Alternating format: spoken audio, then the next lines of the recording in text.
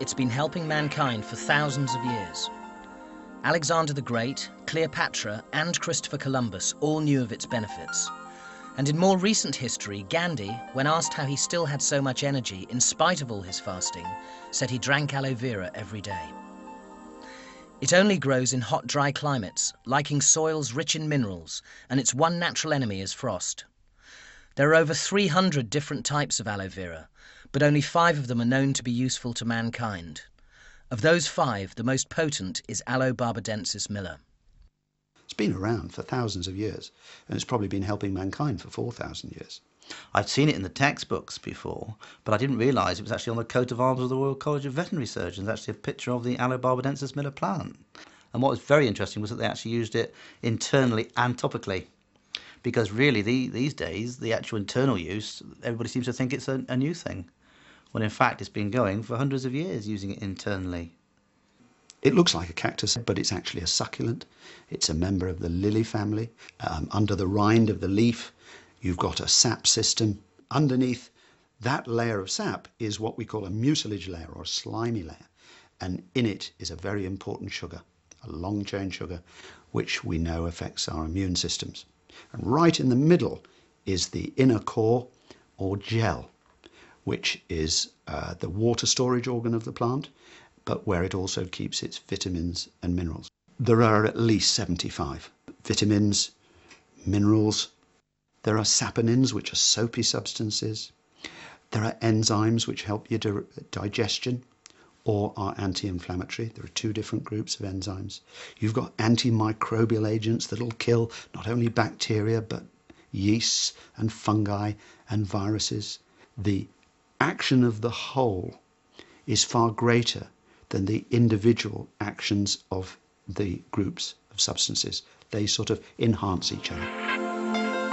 To guarantee that the benefits reach you in their purest form, Forever Living Products, the world's largest growers of this remarkable plant, produce only the Rolls-Royce of aloe vera. Our plants are organically grown to start with. We don't use herbicides or pesticides.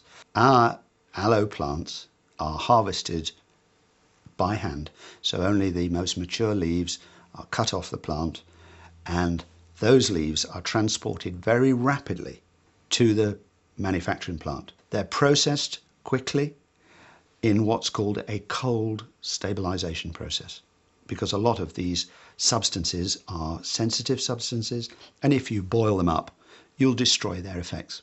We have to add some stabilizers, but they're all from natural sources, and then obviously we put it in the bottle. But we do this without filtration and without concentration. It is important in any product to make sure that you have a decent amount of aloe vera, or it's obviously not going to work. Our main ingredient is stabilized aloe vera gel with da-da-da-da-da. You go into some shops and it's da-da-da-da-da with aloe vera, but a tiny amount. In fact, such a small amount as to make me cast doubt on its efficacy. After 2 years of research at Oxford University into the properties and uses of aloe, Dr. Peter Atherton is one of the world's acknowledged experts. The areas in which it works, I believe, are fundamentally only 2.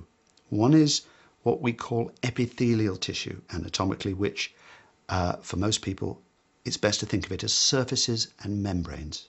So your biggest epithelium is your skin. But of course, as the skin goes into the mouth, it changes and becomes a mucous membrane, which lines the sinuses, the back of your nose, the throat, then goes down the gullet, lines the stomach and the small bowel, the large bowel, comes out and becomes skin again. It lines the genital tract and it lines the lungs, the bronchi. So if you could think of aloe vera working wherever there is damage to surfaces and membranes. And the second area, due to this long chain polysaccharide sugar, which was in that slimy bit in the leaf, is it works on the immune system as what we call an immunomodulator, which means it's a balancer. In some circumstances, it seems to enhance the immune response, but in other circumstances where the immune response is already too much, it will slow it down.